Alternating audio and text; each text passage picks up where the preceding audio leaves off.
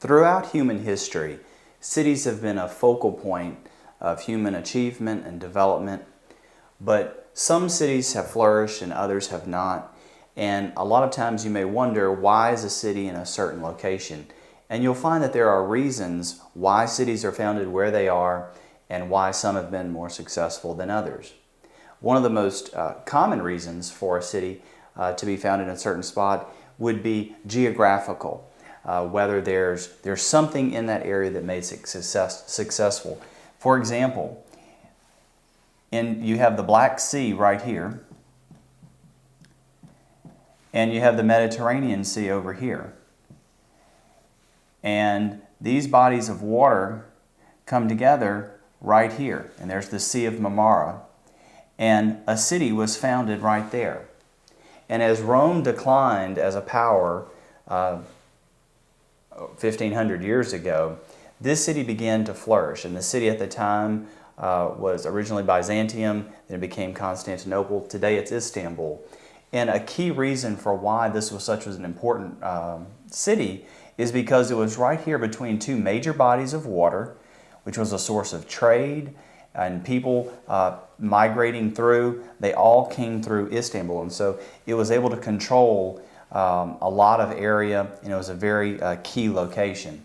So geography is one of the key reasons that you have successful cities that are founded, and that can be for a choke point.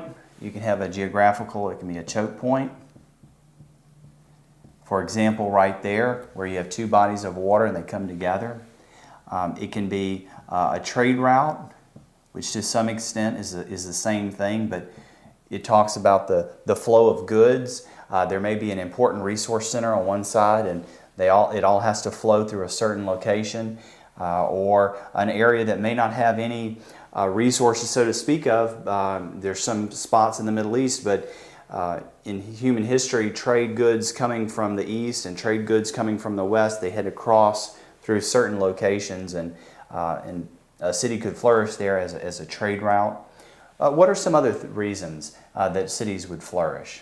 They're near natural resources? Near natural resources, and that again ties into geography. You might have a city that's founded near an oil field or a diamond mine, and it might flourish as people rush to that area. California flourished during the gold rush as people came there for those resources. And so resources are very key. And part of the resources, another one, would be regarding to transportation. And what that can refer to is, again, as we saw with Istanbul, its location, it allowed people to quickly move across those bodies of water. Or if you consider Chicago, and you have Lake Michigan, and there's Chicago right there. And all the goods coming from the center of the U.S., there are rail tracks coming into Chicago. And so it was very easy to send things to Chicago, and then from there, it could go out by sea and through the St. Lawrence Seaway into the Atlantic. And it was a way for resources, whether that's agricultural or minerals, that wanted to be shipped to other places, could all flow into Chicago and then go out by sea. And so, to some extent, Chicago is that was man-made with all of the rail lines, and you can also consider even with interstates, and there's other towns that interstates pass by that don't flourish as well, or railroads. During the 1800s, a city that got the railroad to come through there would have much more economic success than another city. So it can be either man-made or natural transportation, as we saw in the case of a city that might be on a seaport and has access to rivers or the world's oceans. What are some other things? A center of industry? Industry. And so opportunities for people to make a living.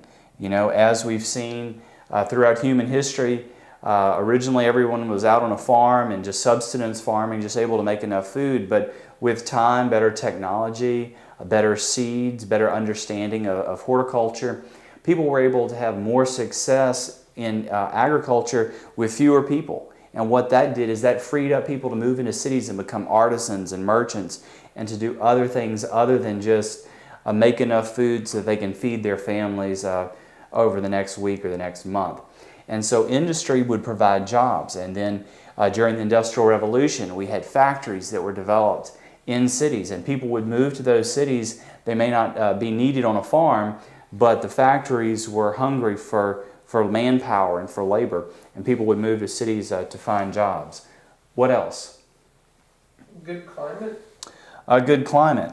You know, a lot of times people might not have had that luxury in the past, but as you can see, a lot of people that have maybe moved from northern climates that are colder, with air conditioning, the invention of air conditioning has completely changed hotter climates and made them much more tolerable and pleasant during the hot summer months. And people with the freedom to relocate may choose to relocate to an area that has good climate if they have the flexibility to earn a living in either location. What else? Available space? Available space. You know, sometimes you don't think about it, but a city that's built on a plain that can grow in every direction is going to have a much easier time than a city that's like all hemmed in. Picture an area where you have all these mountain ranges and you've got a city right here in the middle. Well, where's that city going to grow? It can't. It keeps butting up against all these mountains, and so I mean, maybe you have a house up here on the mountain, but you can't go beyond that. But now picture a city that's built on a flat plain, and as it grows, it can just grow in either direction, any way you want to go. That city can expand, and so there's lots of opportunities for new houses, new factories, new areas of development, and there's not this geographical constraint. And so for the first inhabitants, this may be an ideal location, but once it starts to grow, it starts to get compacted. People have to start living in higher elevations or multi-story buildings, and it's much cheaper and easier to build on a plain and to expand there. What else? Immigrants? Immigration. You talk about human demographics. You know, a city, if you think about it in early American history, where people were moving into the eastern seaboard and they were immigrating to the United States from Europe and other places. And those eastern seaboard cities, they grew because of this mass influx of immigration.